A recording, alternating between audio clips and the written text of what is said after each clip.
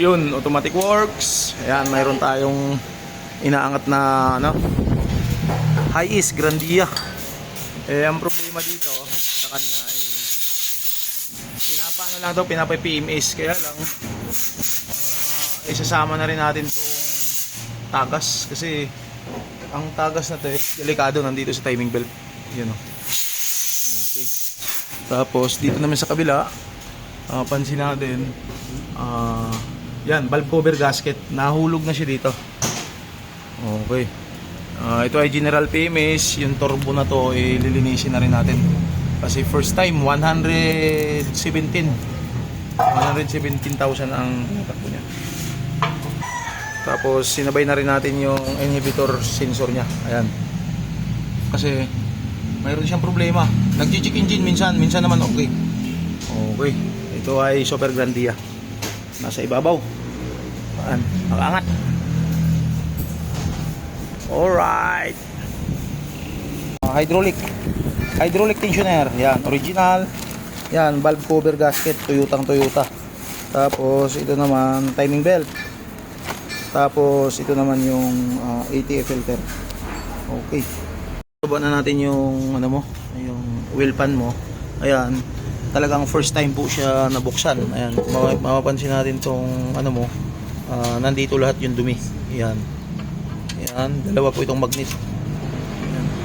Kaya malamang nag-change oil po lang po kayo tapos hindi kayo nagbaba nito kasi ang dumi nandito lahat.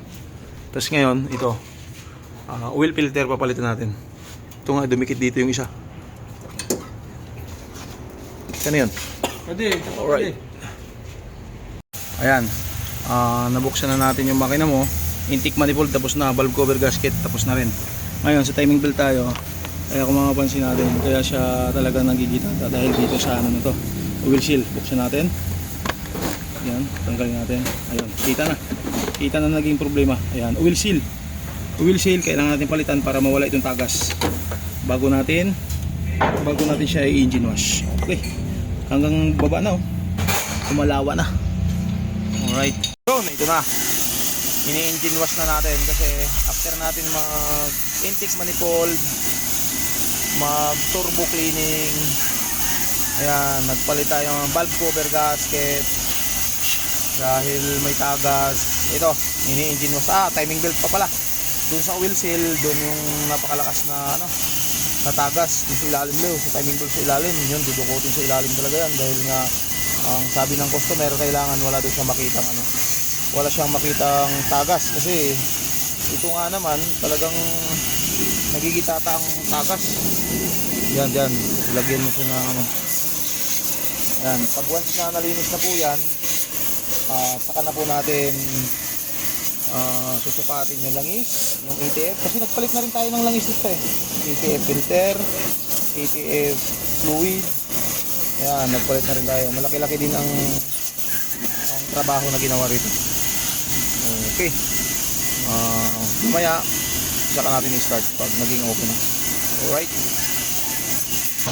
Yan, tulad niyan, sama na rin natin dahil napakadumi. Yan, sama na rin natin yan sa paglinis. Okay. Ito na, i-start na natin.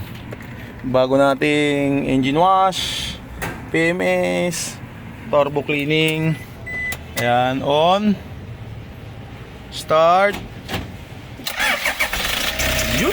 Ayun, maingay yung belt. Basa. Maingay siya, maingay.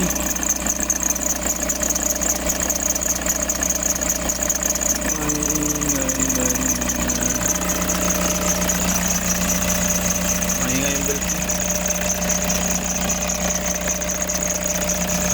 Okay.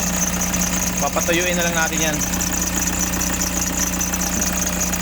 Basa lang na basa. Okay.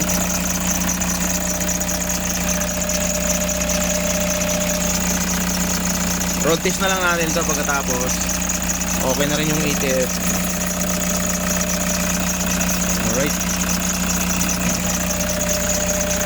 Tatanggalin na natin yung ano, yung inhibitor. Dito natin pa paano lagay. Yun, para meron tayong pantanggal.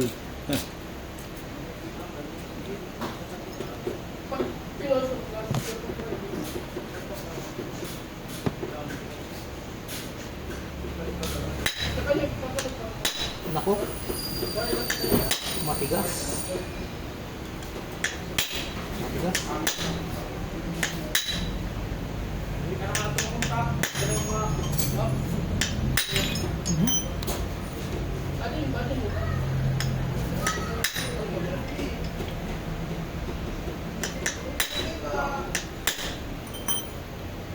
Yun. Isa pa lang ang nabaklas. Wala. Tigas eh. Ayun. Tagal.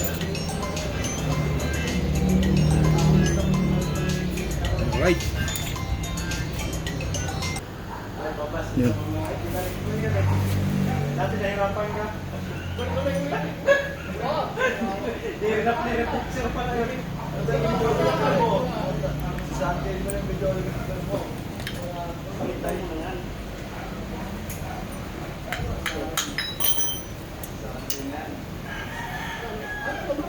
Ito yung itsura ng loob niya. Uy. Yun. Ah, nang itim na. Itim na. Yan, nabuksan na natin. Yan. Kailangan malinis natin bawat itong hibla nito. Kasi yun yung nakayo dito. Yan, nakayod siya dyan. PRND dito. Yan. Kaya kung mapapansin natin, yan, dyan dumadalo yung kuryente bago natin makita doon sa dashboard kung saan siya nakadireksyon. Naka-park ba, naka-reverse, naka-drive. Okay, ngayon, lilinisin natin.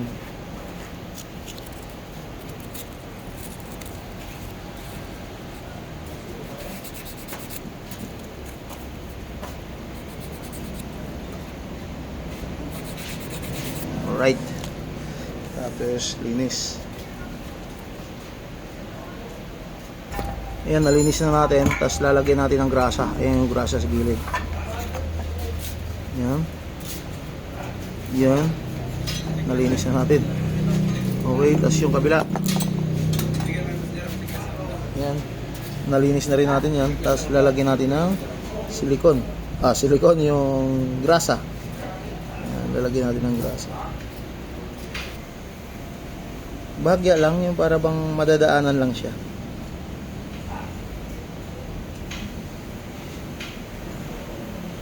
Yun o.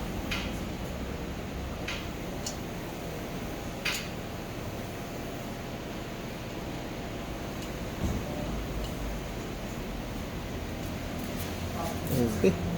Okay, kapitan natin to. Yun mga boss, ito na yung ito na yung high ace. Ngayon, irurutis na natin kasi tapos na tayo.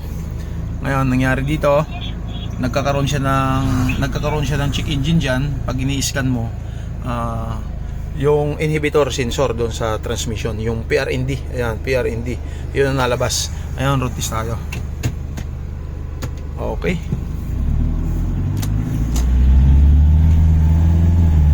Alright. 60 na yung takbo. 60 na. Okay. Dati, pag tulad yan, nawawala siya. Nawawala. Tapos, i-stop ka.